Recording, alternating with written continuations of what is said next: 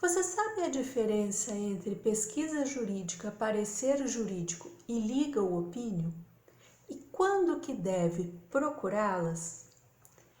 Pois é, a maioria das pessoas só pensa em advogado, só pensa em ter um jurídico quando está com um problemão, que é logo partir para a briga. Só que se você for pensar, permanecer discutindo quem tem razão ou fazendo ajustes para diminuir o prejuízo pode ser muito mais caro do que efetivamente simplesmente dizer, ok, perdi, ainda bem que esse parceiro comercial nunca mais vai aparecer na minha frente e vou partir para outra. Pelo menos essa é a minha visão na maioria dos casos.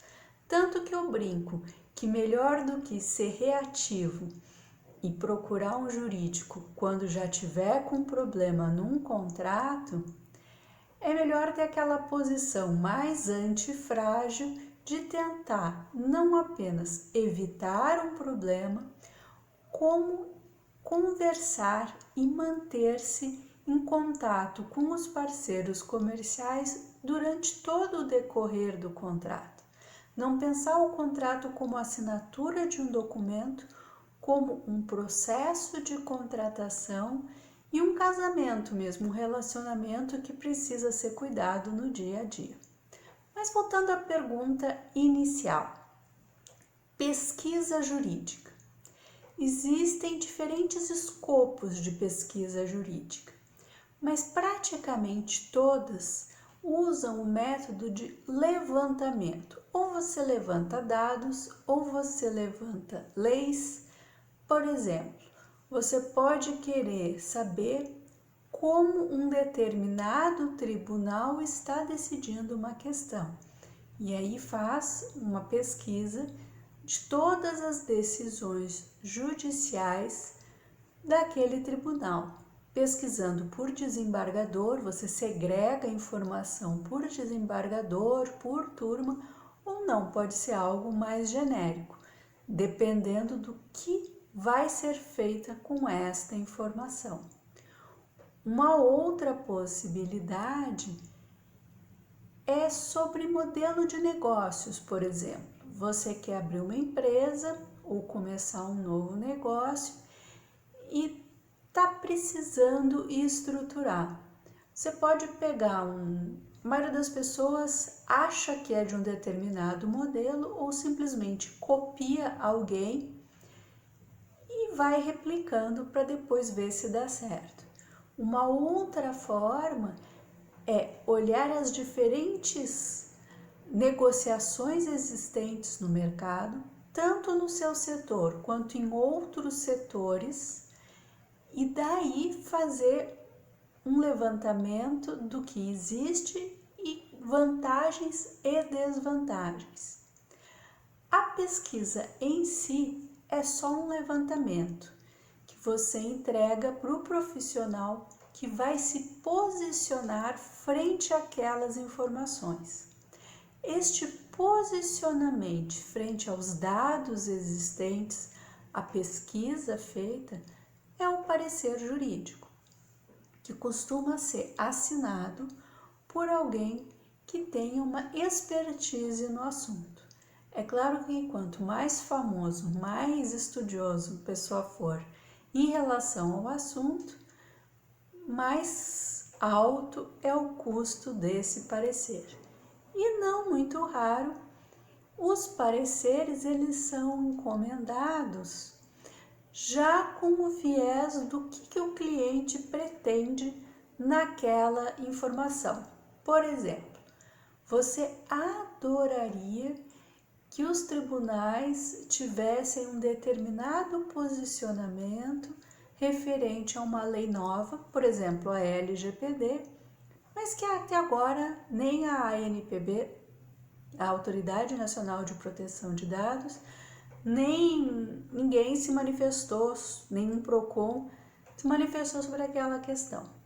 Então, para gerar massa crítica, para que as pessoas que ainda não pensaram no assunto, já tenham uma linha mais ou menos direcionada, você pode procurar pessoas que estudam esse assunto e ver quais que pensam como você. E aí você vai contratar um parecer de um jurista que pensa como você, para não ter a surpresa lá na frente de ter um documento que você não vai poder dar a divulgação.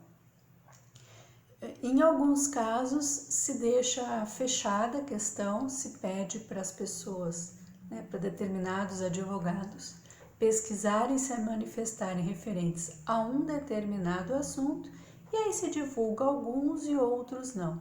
Tudo depende de como é contratado este parecer. Só que, enquanto na pesquisa existe um levantamento de dados, de informação, sem que ninguém bata o martelo sobre o que fazer, às vezes é o jurídico do cliente ou o escritório que vai depois filtrar para diferentes clientes aquelas informações, no parecer não. No parecer a pessoa assina, olha, o meu parecer referente a essa situação é esse. E aí aquilo gera discussão ou pelo menos tem o peso do nome daquela pessoa. E a legal opinion é só uma sigla em inglês? Aqui no Brasil a gente não tem uma previsão legislativa, uma previsão legal do que seria legal opinion. Mas o mercado compreende que é algo bem mais robusto que um parecer. A legal opinion é quase, não é só o posicionamento de uma pessoa, mas é uma recomendação de como deve ser encarado determinada matéria. Geralmente uma matéria que ainda não foi enfrentada pelos tribunais ou que não está ainda pacificada. E a legal opinion, ela tem um seguro por trás de responsabilidade civil caso aquela recomendação acabe gerando prejuízo para o cliente. Então, legal opinion geralmente são textos que têm uma estrutura bem engessada, uma estrutura que foi pré-aprovada pela seguradora desse seguro de responsabilidade civil, e ela não recai apenas sobre um jurista, um advogado ou uma advogada, mas é um escritório, geralmente uma firma de advogados, uma empresa de advogados grande que assina. Eu aqui no Brasil só li uma legal opinion, devem existir outras, mas eu só tive acesso a uma, que era assinada por todos os sócios de 2 grandes escritórios aqui de São Paulo. Então, para ver a robustez que uma legal opinion tem. E, é claro, provavelmente antes da contratação dessa legal opinion foi feita a contratação de uma pesquisa jurídica que, ao ser analisada pelos departamentos jurídicos dos clientes, no caso a legal opinion era para todo um segmento. Então, os clientes analisaram, viram que não estava robusto o suficiente o posicionamento e aí escolheram esses escritórios para que eles se posicionassem. E uma vez que o escritório se posiciona, você já sabe que todos os advogados que estão ali não vão fazer nenhuma peça judicial, não vão tomar nenhum posicionamento contrário ao que está ali na legal opinion. Então, vale muito a pena para setores específicos que não estão ainda regulados. Assim como a pesquisa jurídica deveria ser feita sempre. Antes de lançar um determinado serviço ou produto contratual, antes de começar uma determinada ação, principalmente se for uma ação judicial em massa, contra vários clientes por uma determinada causa. E até mesmo, por exemplo, tem pesquisas que não são necessariamente jurídicas, como pesquisas relacionadas à marca, eu faço, por exemplo, se você precisar registrar uma marca no NPI, eu faço um levantamento para ver se aquele desenho daquela marca, aquele nome, já não vai entrar em conflito em relação a marcas no Brasil ou a marcas no exterior.